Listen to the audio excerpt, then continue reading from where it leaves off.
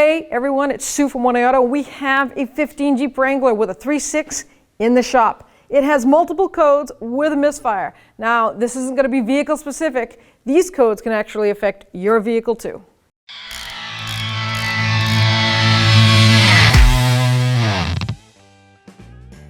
So here we have our codes that we pulled on this Jeep Wrangler. Now these are not just vehicle specific, you'll get these codes on any vehicle. And I just want to break it down real quick and simple and diagnose this as an easy way in your driveway with limited specific tools. So, but let's solve the mystery together about what all of these have in common. So your first code is always usually your most important code. That could actually be triggering all of them. But let's see, it says O2 reference voltage circuit low. So these are just abbreviations. So I have an O2 reference voltage circuit low. Why is it low? Is there a broken wire? Is the sensor not working properly? We have to figure that one out. We also have a random misfire, which could be caused by that. We also have fuel system lean, bank 1, sensor 1. Now this is a V6. So we have downstream fuel trim 1 lean, which contrives to this one. So all these have one thing in common: fuel pressure. So the first thing I'm going to do is I'm going to check my fuel pressure, and here are my specs. So another thing you want to do, obviously, before I check the fuel pressure, I'm going to check for vacuum leaks, see if I can hear anything. I also like to check my fluids. Like I'm going to check the oil here, especially where the code has a random misfire. So that tells me that we've been dumping fuel, hopefully not too much, but fuel has been going into the oil pan because it hasn't been burning. So I like to check my oil. We just did an oil change on this 2,100 miles ago. Oh yeah, look at that. Look at how black that is. So that is really black. Let me see if it smells like gas. So that's going to break it down. You don't want to leave that fuel in there. Yeah, it smells like burnt gas. Oil and gas mix, not good. So you don't want to leave that in there once you fix your problem, because you want the main bearings to be obviously lubed properly. So now we have to add an oil change on top of everything else. So underneath is where I got the fuel pressure on this thing. Fuel lines are right here. You can see them right to the passenger side. There's two lines here, one with a white connector and one with a black with a red lock pin. That's the fuel feed to the engine. There is a line up on top. It has a 90-degree bend to it. You know, if you have the right tool to get to it, then go ahead, but it's harder to reach. This is so much easier to get to. I'm gonna get my pressure from here. Got the gauge set up. We're gonna go start her up and see what the pressure is. Vehicle running, our fuel gauge hooked up. We're venting the room. We can read our pressure and it is at almost 60. And the specs is 56 to 60. So right now we're doing good. This looks good. This isn't gonna cause the O2 low voltage code. It's not gonna cause a random misfire code due to lack of fuel pressure. We also have a lean running code, which if the fuel pump wasn't reading pressure, it's gonna do that. But I have good pressure, so now we can eliminate this as a problem, unless it's an intermittent fuel pump. So now that I know my fuel pressure is good, and I'm looking at my codes I have over there, I'm going to check with a scanner. So this is why it's kind of borderline with a DIYer. You've got to have a really good scanner, something that is going to get you true time, true readings. I like to use the graph scale so I can actually see the digit numbers for the voltage change, the reference signal. But let's just quickly talk about what other things that operate that can cause a random misfire, along with running lean, fuel mixture trim, crank sensor. Crank position sensor on this. I know this is supposed to be for all vehicles, but if you have a modern vehicle, you have a crank sensor. Well, that crank sensor is what sends a signal to tell the engine how to fire all the coils. It's part of the system.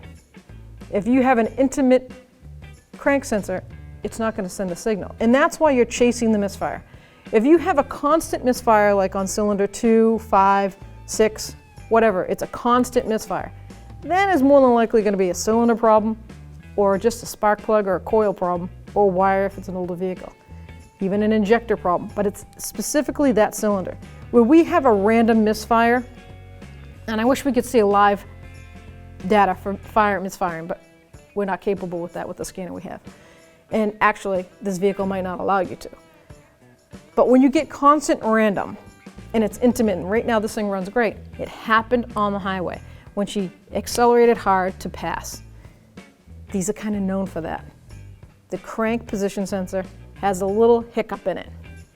We didn't get a crank sensor code though. So as a technician, you're gonna start banging your head against the wall because you didn't get a crank sensor code. Just could have been a blip that should have sent the code though. So now I have to go deeper into the first code, which is O2 voltage.